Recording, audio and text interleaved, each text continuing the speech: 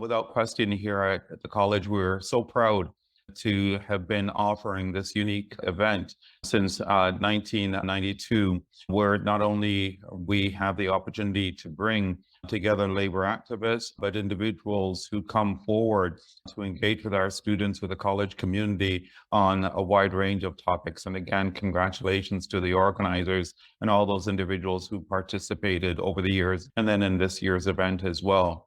Here at Georgetown College, one of the key items that we attempt to do is to ensure that the college is labor friendly, meaning that we want to create an environment where it is really clear the contributions made by labor, not only to the college, but also to broader society and to communities at large.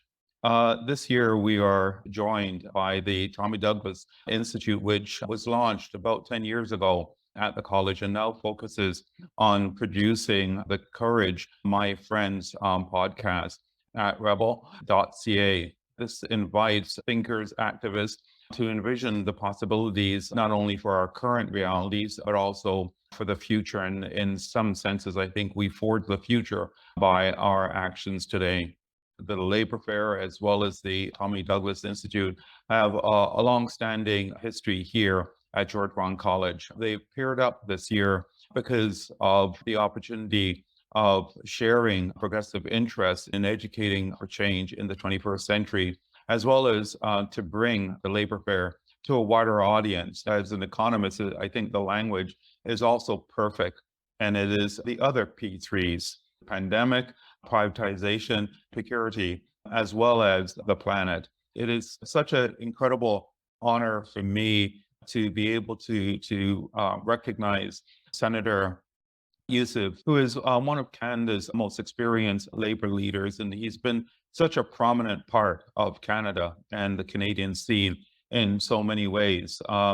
As the past president of the Canadian Labour Congress, he was the first person of color to lead Canada's union movement and labor initiatives across Canada, which is such an important role. He immigrated to Canada from Guyana, and as someone with Caribbean background, I can't but celebrate his heritage as well as his contribution to Canada. Senator Yussuff actually worked with General Motors for about 10 years before getting directly involved in the labor movement. In 1988, he joined the Canadian Auto Workers Union as the national staff representative, and later became their first director of human rights. In 1999, he became the Canadian Labour Congress's first person of color elected to an executive position as the executive vice president. He went on to be elected as secretary treasurer for 3 terms before being elected president in 2014, and then becoming re-elected in the same role in 2017. And I can tell you without question, to be able to be re-elected so many times really attests to his incredible contributions in each of those roles. Senator Yussuff is also a prominent individual at the international level in terms of his activism and his contributions as well. In 2016, he was elected for his second term as president of the Trade Union Confederation of the Americas. This organization represents 48 national organizations, as well as more than 55 million workers in 21 countries. He's also a member of the Bureau and General Counsel of International Trade Union Confederation, and a member of the Ministerial Council of Trade Union Advisory Committee to the Organization for Economic Cooperation and Development. Without question, I could keep going on all the amazing contributions he's made. But I also think it's important to recognize that he's also been a part of the Government of Canada's NAFTA Council, as well as its Sustainability Development Advisory Council. So his contributions has been vast in so many ways, as well as with so many task forces and organizations. One of the items I'd also like to highlight is his work with the Canadian Labour Congress with their tripartite activities. And as part of that, they are the recipient of the 2021 Canada Freedom of Association Award for being instrumental in Canada's 2017 ratification of the International Labour Organization's Convention number 98. Well, those are the public statements. I'd like to maybe remind Senator Yussuff of a personal item, and it was a little while ago, so it may have been a bit faded in memory. But one accolade I didn't make mention of is that he was the recipient of honorary doctorate at Brock University in 2018. And I must tell you, it was an honor while I was the president and vice chancellor of Brock University to preside over those ceremonies and to have had the opportunity to recognize you then. So it is really with deep appreciation that I get to introduce you and to honor you today, but most importantly, to really welcome you to George Brown College and this amazing event in the Labour Fair. Senator, welcome, and over to you. Thank you so much. Thank you, President Farron, for your kind introduction. I want to start out this morning to thank, of course, all the organizers for inviting me, of course, to their Labour Fair. The theme that I think was chosen by the organizing committee is quite eloquent in its context of recognizing some very big but important issues that we're dealing with. The pandemic, which we're not yet out of 100%, but we're struggling with it as we move on. And of course, privatization, that is an ongoing issue long before the pandemic, that are having a consequential impact on people's lives and the kind of a society we want to build. And of course, precarity, which is not a new thing in our society, but is getting new definition and new name, and of course, different challenges. How do we respond to this reality of precarity and the workers that are faced with it? So I'll start with the pandemic. I have to say that when the pandemic hit, I was about to retire from my job at the Canadian Labour Congress. And of course, within a short period of time, having to reverse my plans to retire and spend the next 2 years dealing with the pandemic. I think in my lifetime, I certainly have not lived through anything of this magnitude. I think it represents one of the greatest challenge we have seen to human health in a long time. And it wasn't just Canada that was struggling with this, of course, the entire world was struggling with this. I can say at the time, no one knew with certainty when we would get out of this pandemic and when we would find a vaccine that will help us deal with the impact of the virus and hopefully preserve human lives. I think it will have lasting impact, as we are learning more now with the research that's being done. The mental health challenges that it poses to society as a whole, we're yet to understand, especially for young children who are isolated from their colleagues at school. My young daughter, who of course had to do most of her class by Zoom, and the impact that had on kids, and are still having on kids as we try to figure out how we can best support them to get back to what we consider as normal.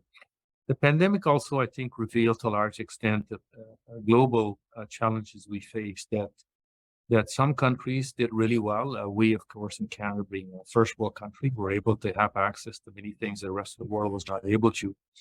But the reality, the rest of the world is still struggling from that. Their access to vaccine, mask, things we took for granted, that was happening, but they could not achieve those things. And it brought into, I think, to a large extent, to the rest of the world, we need to do better, because whatever we may want to think about how we interact with the rest of the world touches us every single day. As Canadians travel back and forth and others travel back and forth to our country, it doesn't take much, of course, for a virus that can devastate society to arrive at our shores, or for us to take a virus to another shore and spread it, and of course, create devastation.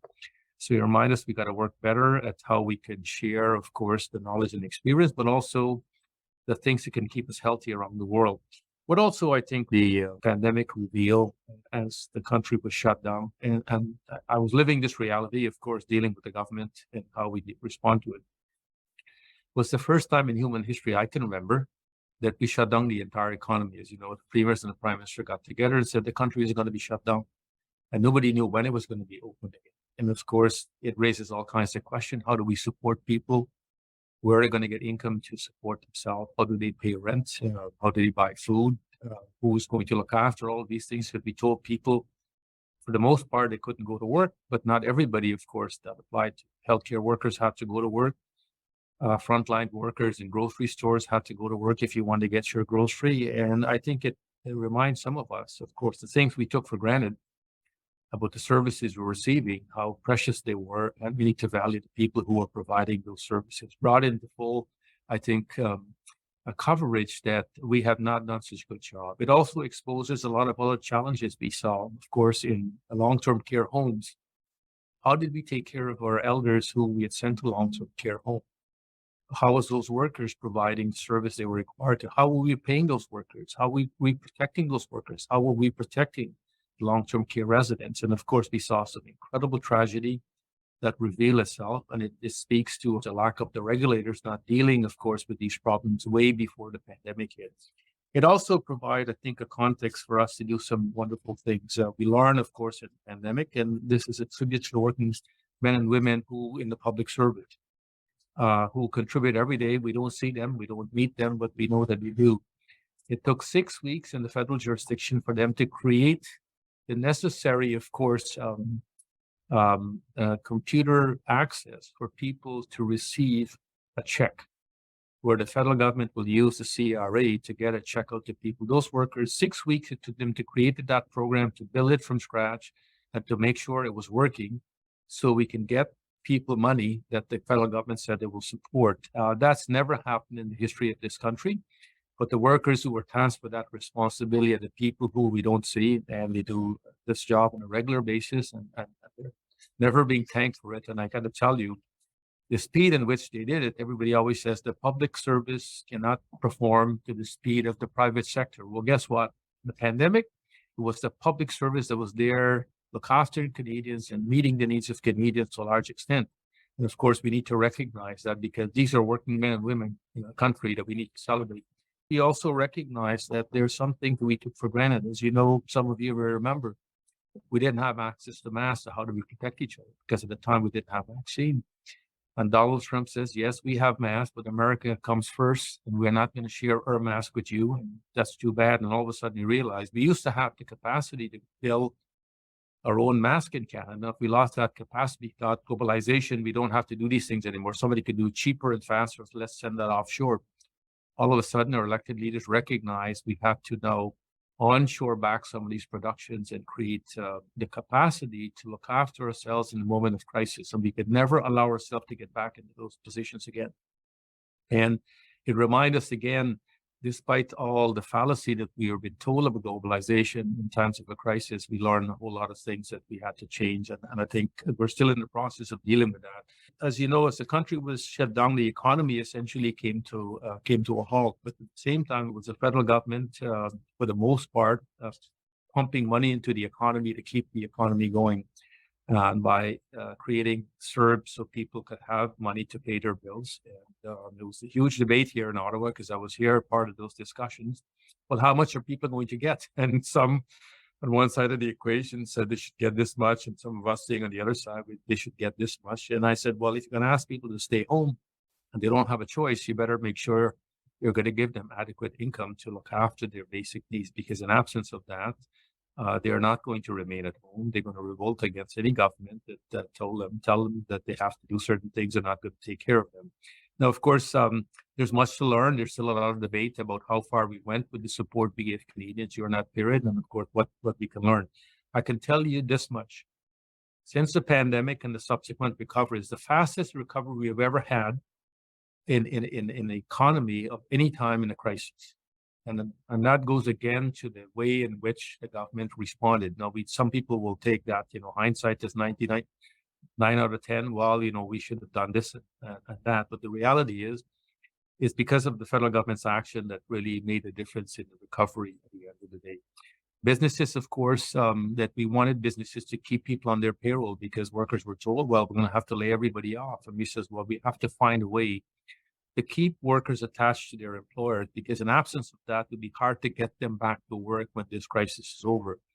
So there was a debate as to how much subsidy should be provided to business to keep people on the payroll, because Air Canada, I'll give you an example, didn't have the need to keep its workforce.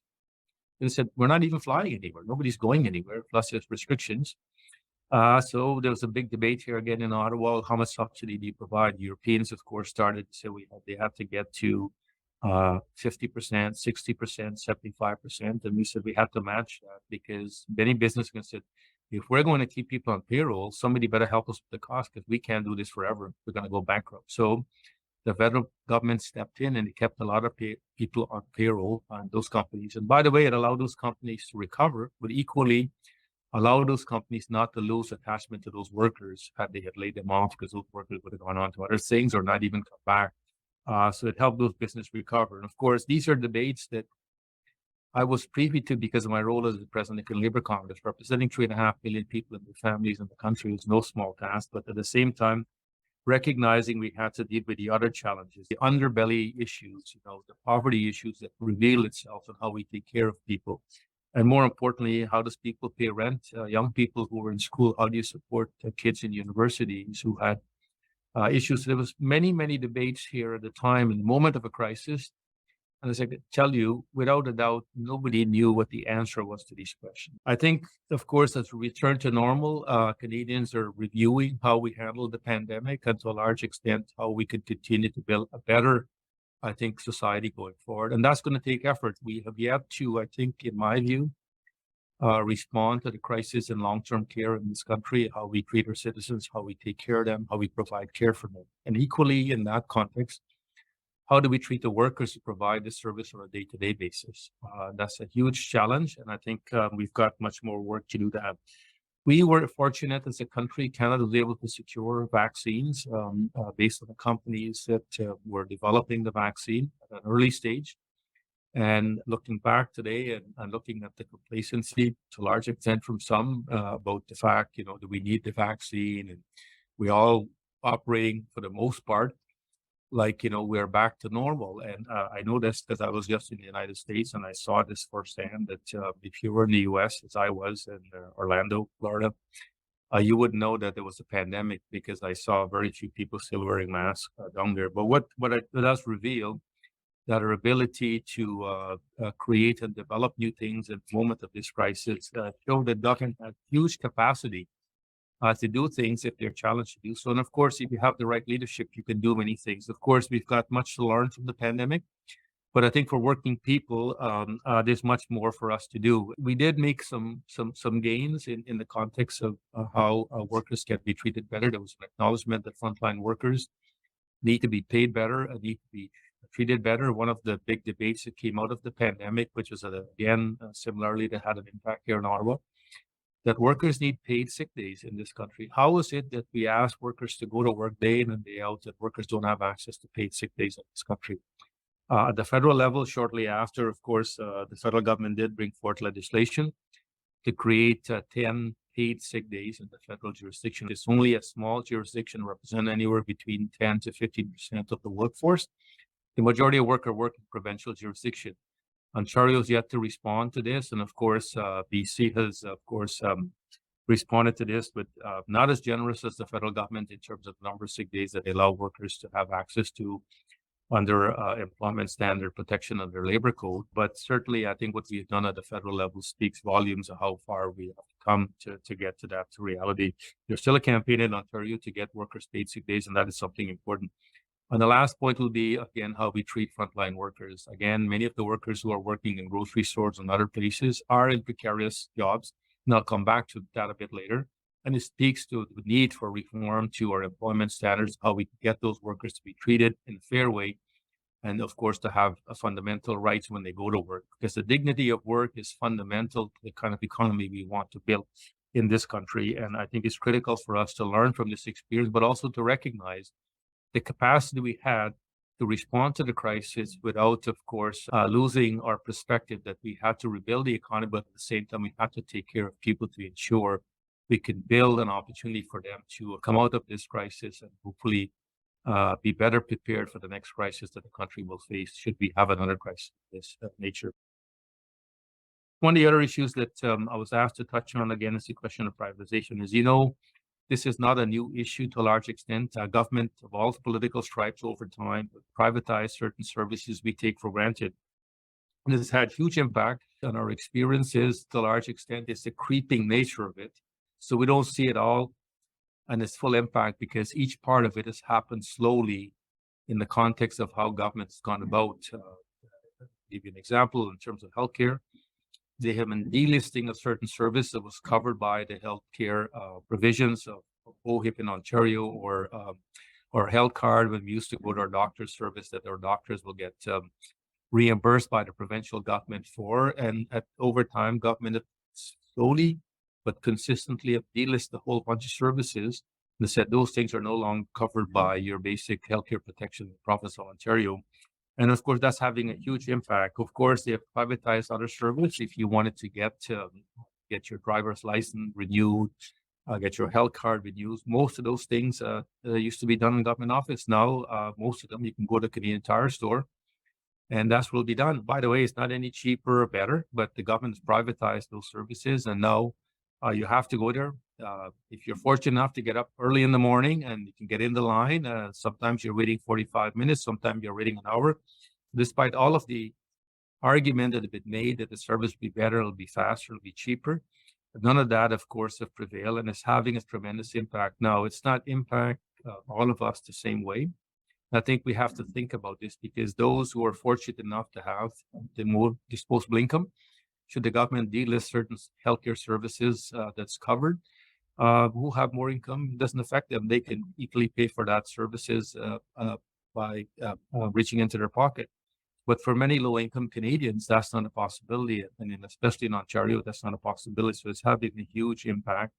And I think what we need to remind ourselves, we have the capacity to keep these services in the public domain, and we need to fight, of course, with our elected officials to say, hey, we are not going to allow you to continue to do that because it have devastating consequences in the long term, especially on working people and their lives to a large extent. Because when you need those services, when they're no longer provided, ultimately it means that we're going to have to pay for them out of our own pocket. And I think that's unfair because, again, the tax system is there to ensure that government should be providing those services.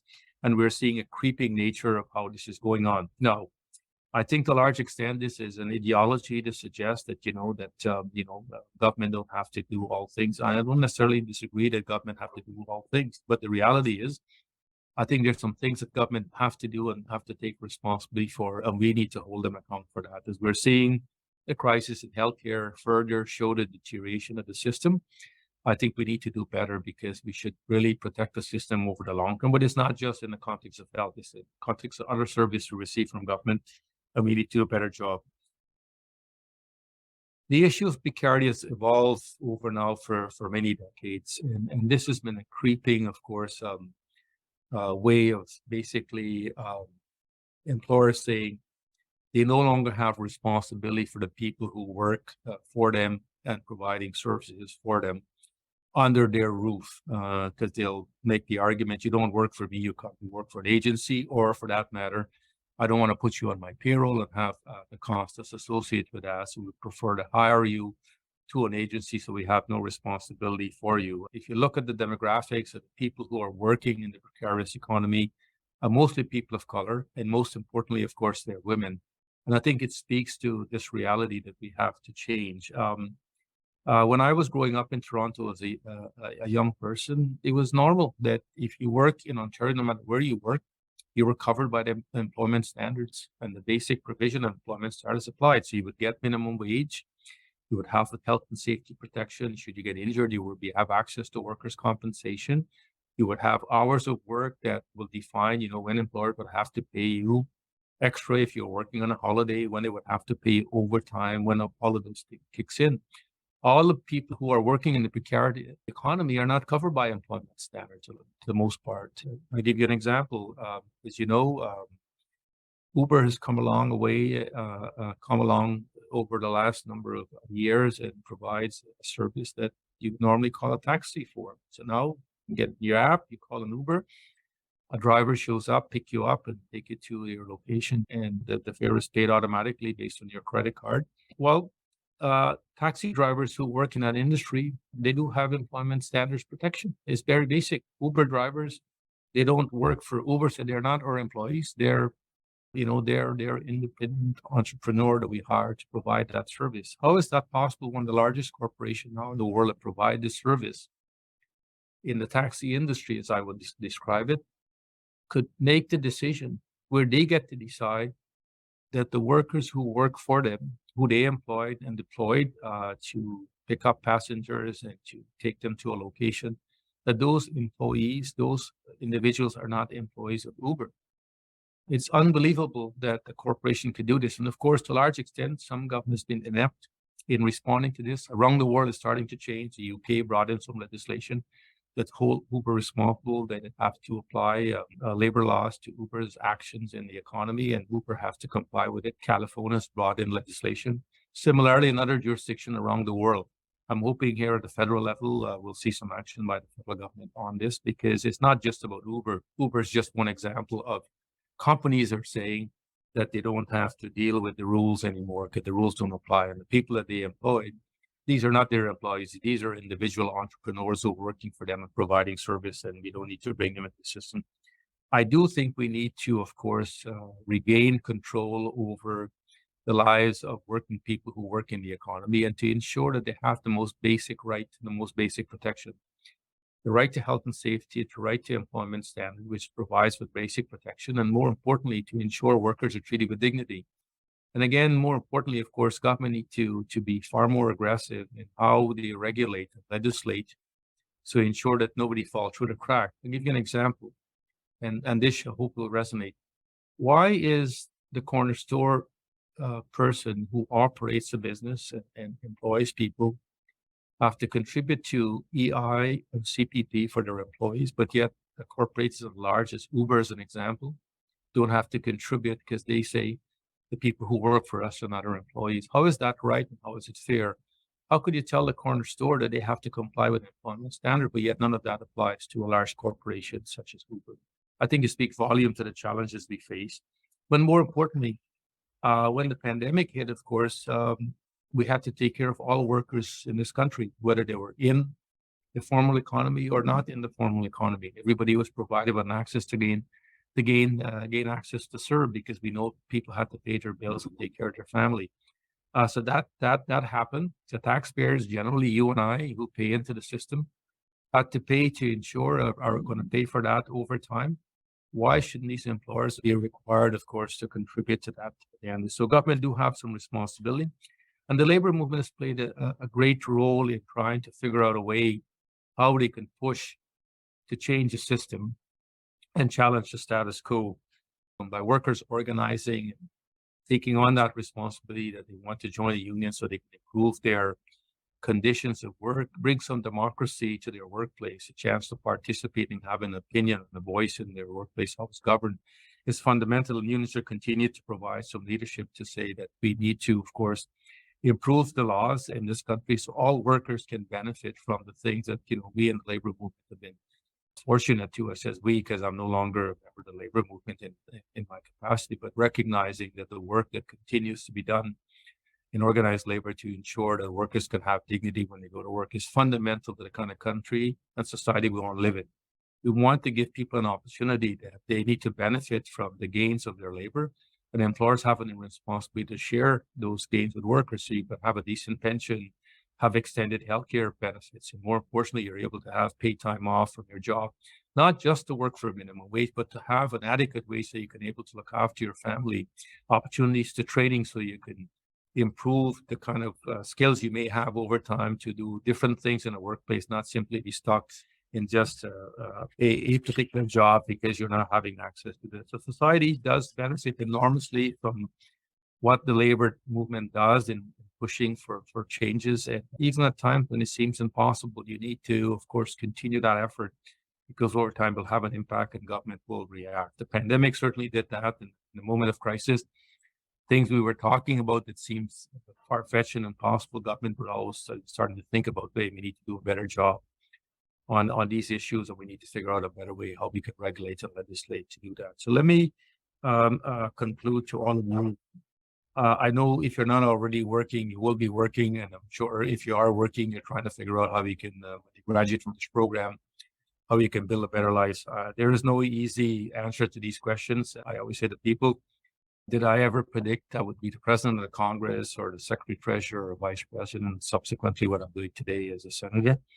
I was fortunate enough to be given an opportunity and took the best opportunity that I had and did the best that I can.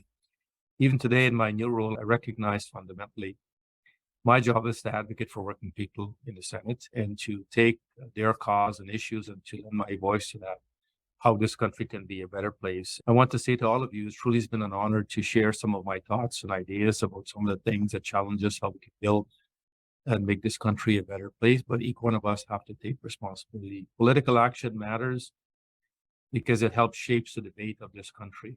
As much as we will have disagreement with our political opponent from time to time, fundamentally, we're all Canadians, and we need to find a way to collectively work together to make this country a better place, but to make this country a better place for the people, for the most part, who day in and day out, no questions asked, go to work and put in their time to try to help their employer be successful. At the same time, they also want to be successful to build a better life for themselves and their family. And we need to ensure the laws and the regulation in this country keep up with the challenges that we receive, but equally never accept that the status quo can't be changed. Because I can tell you with my experience over the many years now, that the status quo can change.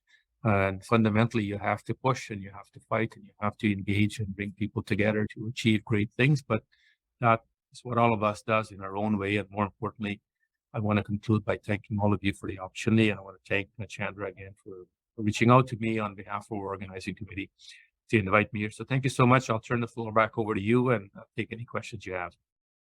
Thank you so much, Senator. I've been tasked with facilitating the Q&A portion of this.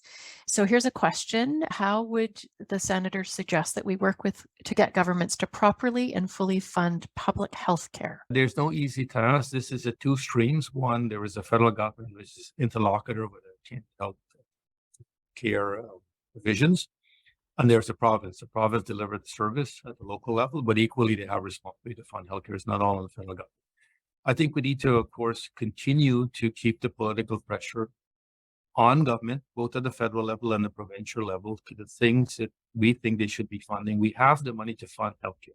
Don't believe a single word that you hear in the media.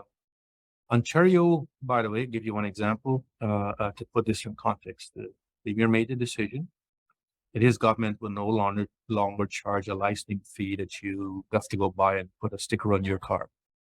Now, for some, that was a great decision. For me, I'm still scratching my head to understand.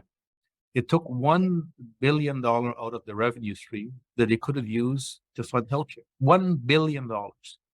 So the argument that the Premier will make, they don't have enough money to fund healthcare, I don't buy one bit of it. Now, the federal government and the province just reached an agreement. I want to, again, applaud them for doing so. But the reality is that we have the resources. That's what our tax-based system is about. It's a question of priority. And if we continue to allow our elected leaders to evade their responsibility to fund the system, we will end up in a place where we don't want to be, what we see from some of our friends' experience in the United States. So we need to keep the political pressure. The minute we take our foot off the gas by keeping that political pressure, our elected leadership will go back to that. Of course, election is a good time for Canadians to vote with their feet about the things that matter to you. I always says, what are the three things that define you for going to the ballot box? All of us have reasons, but figure out the three priorities and go vote for a political party that you think will help further those issues and make them happen as a reality.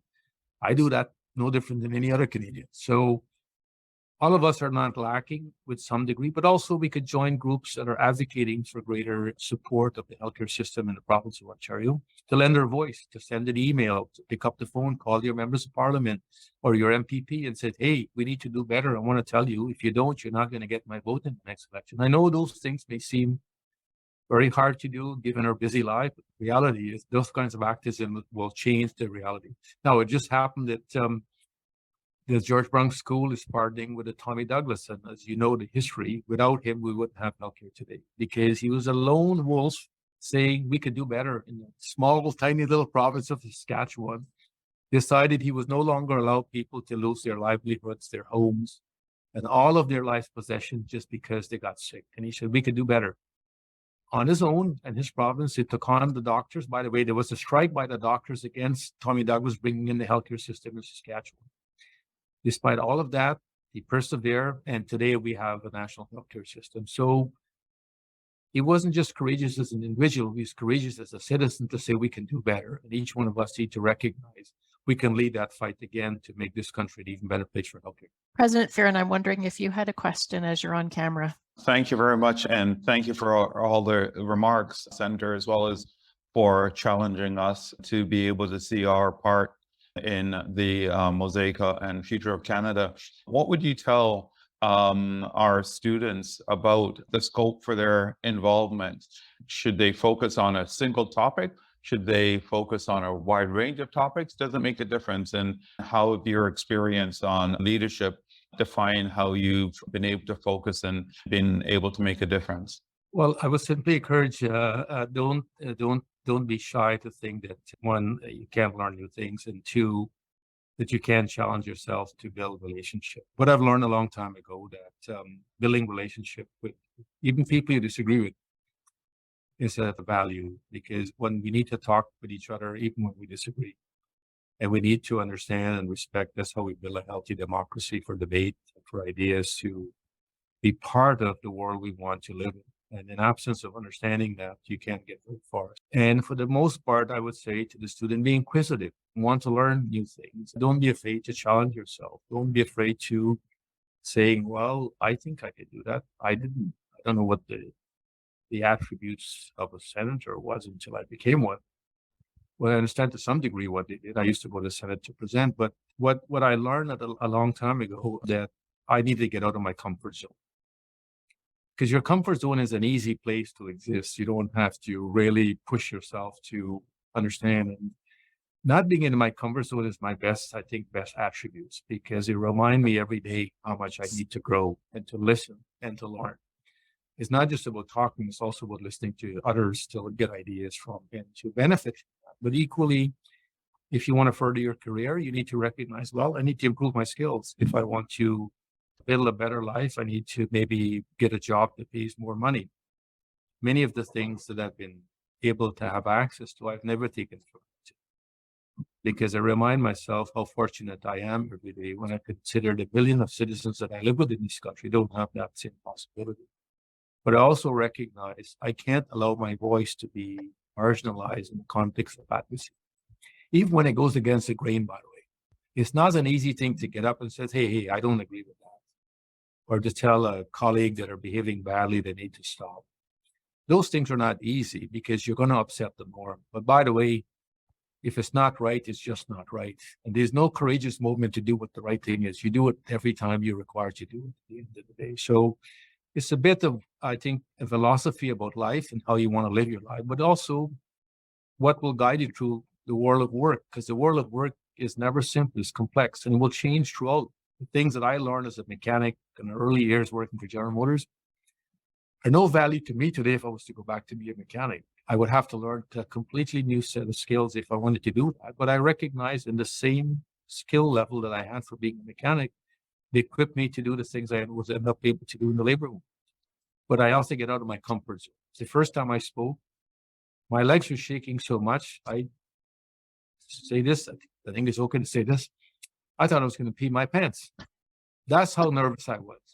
Now, it's not wrong to admit to that. It's to share to others who were struggling with that same problem with public speaking. But I had to overcome it. And each time I spoke publicly, I overcome that fear of my legs shaking and what else would happen. But my only point is I had to confront my own demons, that I need to say, I could fix this. I could do something better. I fundamentally believe the labor movement has a critical role to play in greening the economy. There's many things we used to do that we can't do it that way anymore.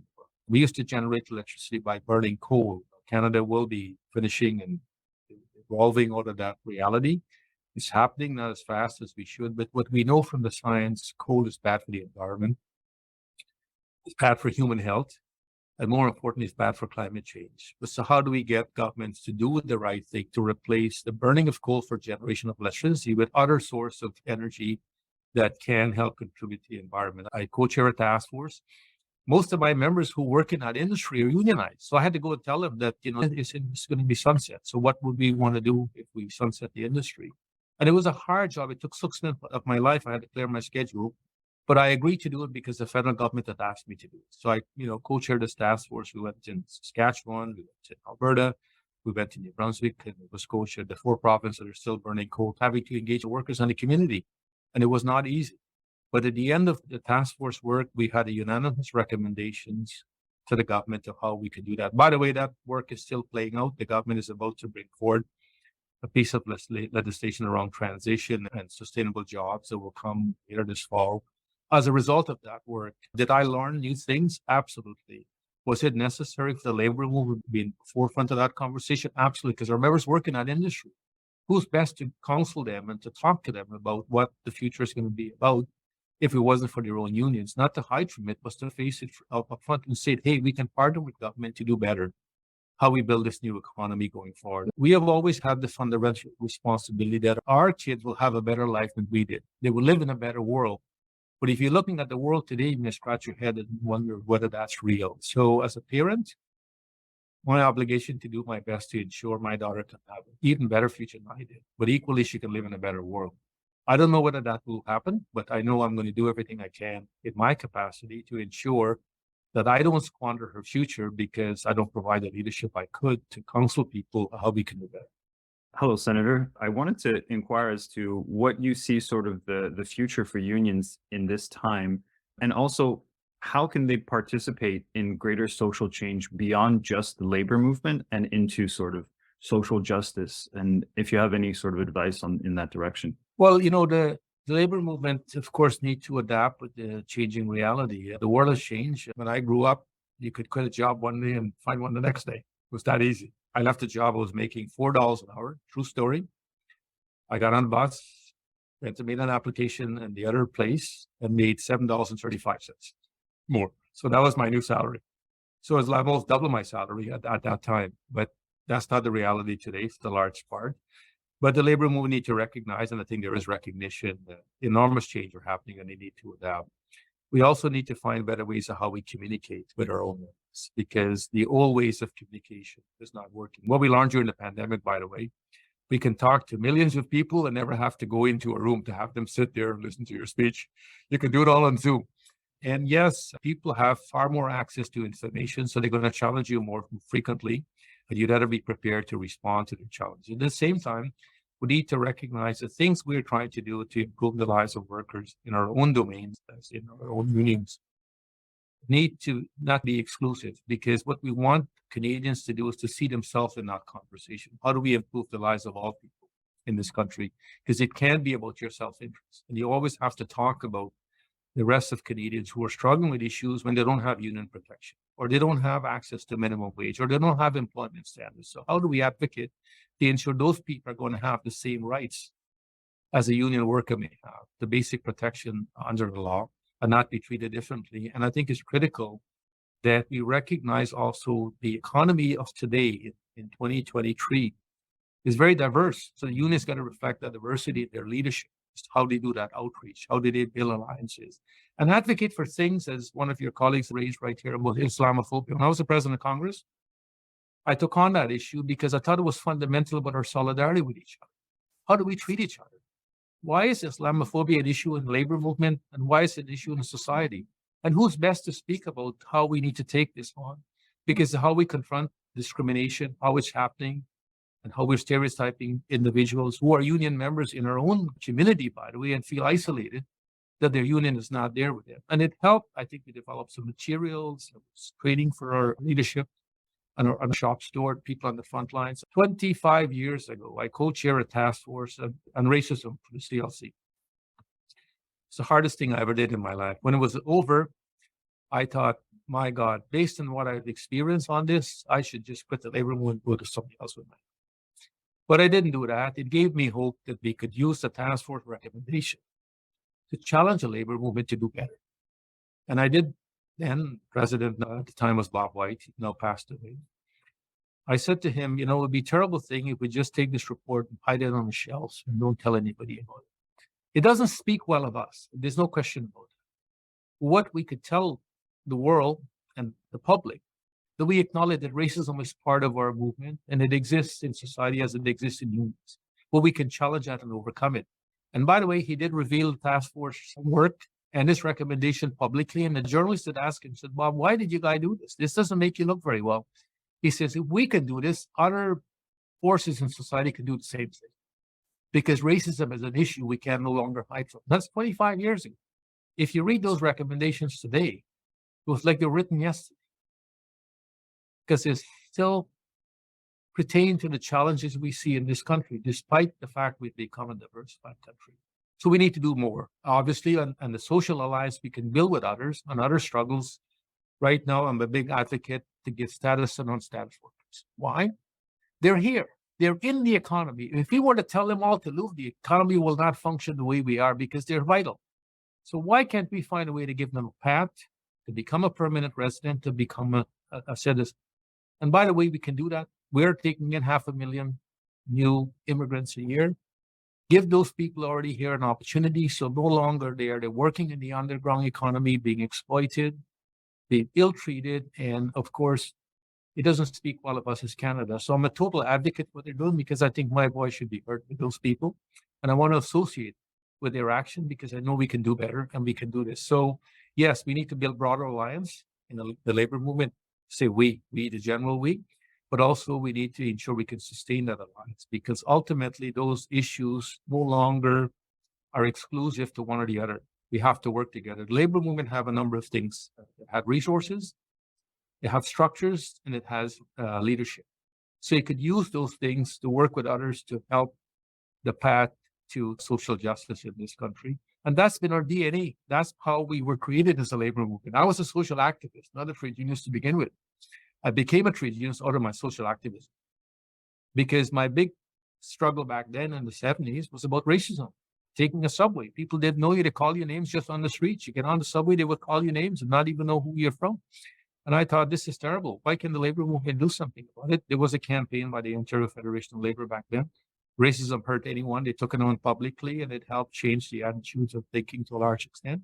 But it showed that the labor movement is still capable of doing those great things. And I think some of the campaigns that are on right now, whether it's on the question of status for non-status workers, the question of precarity, the labor movement need to be in the forefront. Senator, you are a force. Honestly, your energy is tremendous. So a question that was raised concerns inflation. So inflation is skyrocketing, as is rent. What is the government plan for the minimum wage, just given the gap? Will we be seeing any changes in this regard? I don't know about Ontario. They've indexed the current minimum wage to, of course, to inflation. So obviously it would automatically go up whenever that adjustments get made in Ontario this year. But I know the minimum wage does not cover basic needs of people. Depends where you live. It's falling behind to a large extent. If you live in big cities such as Toronto, the minimum wage cannot possibly meet your basic needs. So I think that two things. One, obviously, the minimum wage needs to be adjusted, not just to inflation, but I think we need to get it to a place so at least it's relative to the needs of workers. And recognizing the cost of living in big cities that continue to escalate. That's going to change anytime soon. And then, of course, you need to index it to inflation to make sure it doesn't lose its value over time as inflation may come and go, but it can maintain it. I think the bigger issue and the long-term issue that we have to continue to advocate for, and this has been accomplished in other jurisdictions as an example, is to get to a living wage. And a living wage is more about the cost of living in the location where you're living. And a good example would be Boris Johnson in the UK, as much as we may think a lot of things about him, but to a large extent, the campaign that was led in the UK, in London specifically around the Olympics, was that London should get to a living wage. And the UK in London brought in a living wage, and I think was a great thing, but that was recognized fundamentally how bad the system was outside of the needs of people. So some jurisdiction here, New West in BC was one city that embarked on a living wage in the city, what they pay their workers. But I think we need to take an approach that every province should have a living wage for their workers because the minimum wage no longer meets the basic needs of people. Paying people a minimum wage is to keep them in poverty. And fundamentally, that should be a front to all of our appreciation of the dignity of human beings who work in this country. You should not work and remain poor. There's something fundamental wrong with it. When a society says, we will pay you so you can remain poor, we're not going to pay you to get out of poverty, we'll pay you to keep you in poverty. And there's something wrong with that equation, in my view. And I think the dignity of work should be that you don't have to live in poverty to work in this country. And the minimum wage speaks to that reality. The federal government also have the minimum wage. It was set at $15. They, for the longest time, took it out of the code. Finally back there. It does need to increase, and I'll certainly be pushing the federal government that wage need to go up to at least a reasonable amount and then index the inflation. And then we need to get to a living wage within the federal jurisdiction. It's only a small jurisdiction, but it's critical to show leadership in this regard, because you could help the rest of the country emulate and learn from the federal experience. But by the way, if a province get there first, we can also learn on the federal level what we can do to move the system much farther. And I think that this question about a living wage is just so central to the work that future community work graduates will be doing, trying to animate populations in our communities and trying to provide support. And I know that a couple of agencies that we've had histories with, including Food Share and the Parkdale Activity Recreation Center, have committed to living wage campaigns. So there's encouragement and leadership, but we still have a lot of work to do. There's a question about how best can government quicken the process of having professionally trained people share their skills to deal with labor shortages in sectors like healthcare, because a lot of these skills are underutilized in the manufacturing sector, yet the value in other sectors would be tremendous. Well, I think with this healthcare crisis that we were sort of talking about earlier and talked about in Ontario and other places, really, I think, shown a light that we have not done a good job. All of a sudden realized we've got thousands of trained nurses who have come from other places and they couldn't work in the profession. And finally, the Ontario government, to their credit, says they're going to get them into places so they can shadow other trained nurses and find a way to credentialize them. And this should have happened a long time ago. Too many agencies that are responsible for credentializing people have operated as a closed shop and guarded their jurisdiction with unwarranted rules and regulation, in my view. Of course, we want people to be certified, but it's if you know how the human body is, it's no different in another country, by the way. It's exactly the same. So how is it that you can do this service in another country, you can't do it here? And I took that crisis to show government they had to do better, and they had to put some pressure on the system to move much faster. Now, we need to do a better job of that. As you know, at one time, we used to tell each other and kind of laugh, but it was not a funny matter, that we have the most trained medical profession driving taxi cab in Toronto. If you were to have a heart attack in a taxi cab in Toronto, you don't have to worry about what's going to happen to you, because the driver will just come in the back seat and resuscitate, because he or she is a doctor, but he couldn't operate in the profession. And by the way, most of the people are from other jurisdiction or are people of color. I know what they look like. We need to challenge the professional organization to do a better job, and government has to play that role. Individuals have been advocating for this. There's been some improvements, no question about that, but we need to move much faster, because what we're really saying to people, we want you here because of all these skills. But we're not going to let you work in the profession with your skill to work with, because the professional credentializing organization have determined that you're not ready or you're not qualified yet to work in that. But we need to keep the pressure on government. And in the moment of a crisis is an opportunity to show government, or at least push them to say, you can do better. And what's happening in Ontario is good, but I think other jurisdictions learning from that, and the federal government is also weighed in to work with the province to say we need to have a uniformity across the country. We credentialize foreign nurses who are already here to work in the profession, but we need to do that for other profession, not just healthcare. Thank you, Senator. I just wanted to draw attention to the words of appreciation, including someone who said, I've never heard a senator speak before, and just what a delight it is. So I think that it's an especially great honor for students to hear from a senator. Here's another question. In Ontario, Bill 88 has carved gig workers out of the ESA by creating them as a subcategory of workers. How can we advocate at the federal and provincial level for consistent legislation that protects workers?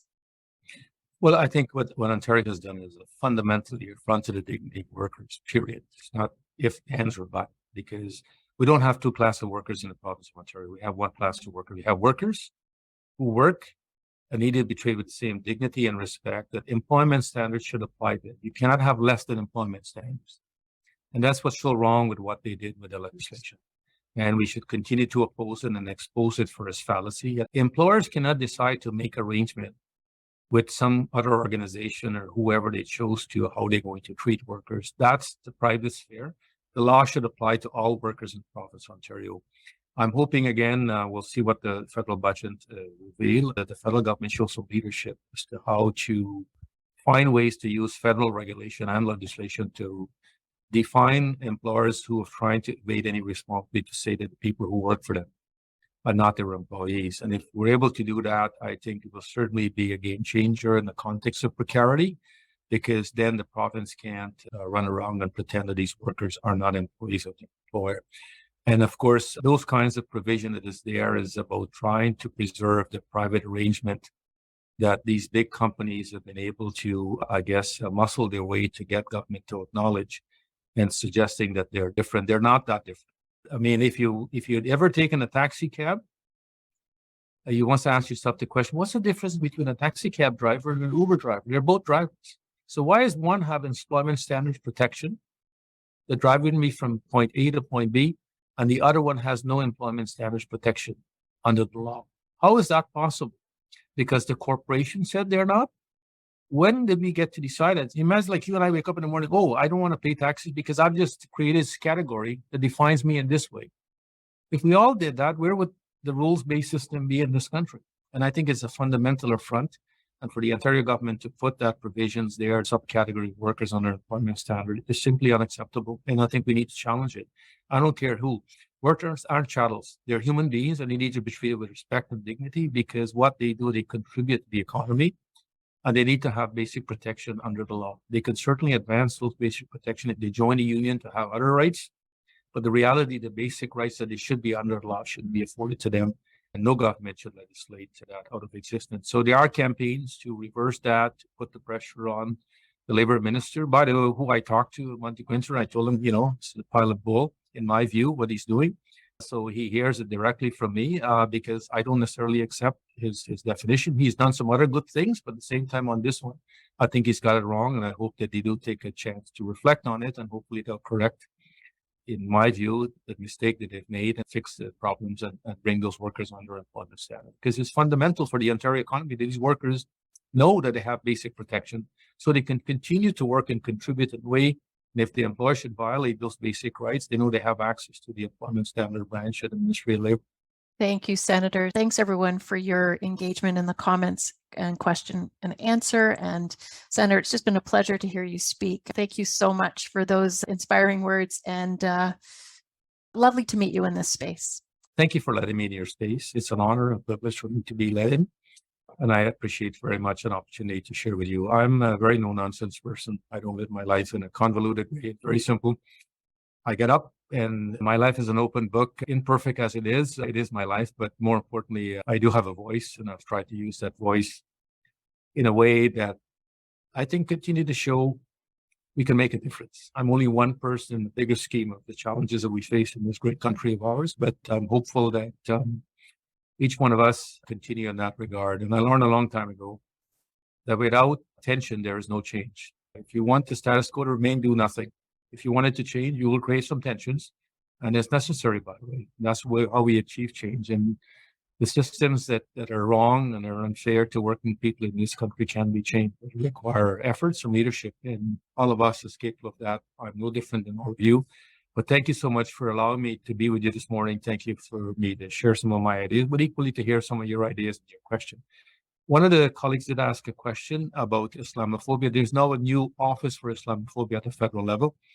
Amira Al-Wadi is that person who is running that office. She's a wonderful human being. So thank you so much. And again, sincere thanks to all of you for having me. I have the honor today to speak on behalf of my fellow students and to give our recognition and acknowledgement to everyone who is involved in this event today. Firstly, I would like to give our deepest gratitude to Senator Yussuff, our keynote speaker today. Senator, you are a tremendous speaker. Your remarks on the pandemic, shedding light on local and global inequalities that exist, our responsibility as a country and as a community to work on bettering the conditions of people here in Canada and around the globe were very pertinent. Your statement on privatization of services impacting Canadians unequally were also very poignant, as was your acknowledgement of the precarity affecting women of color and women disproportionately, as well as speaking on the Employment Standards Act unfortunately not being equally accessed by all workers and the need for adequate protections for employment and income for all. And all this while underlying our responsibility as individuals to pressure and push government to make these changes was fantastic to behold. You know, as a student of the social and community worker programs at George Brown, I have, and I think all my fellow students have, a great respect for social justice and a really strong desire to advance true systemic change, which is something that George Brown and all of our professors really try to instill in us, and we appreciate greatly. And with this, looking at your leadership within the labor movement locally and internationally, your work in social advocacy and change, I'm confident to say, both on behalf of our incredibly diverse community of students here, our staff, our faculty, myself, how inspiring you and your work have been for us today. And we would like to sincerely thank you for your time, your words, and especially your wisdom.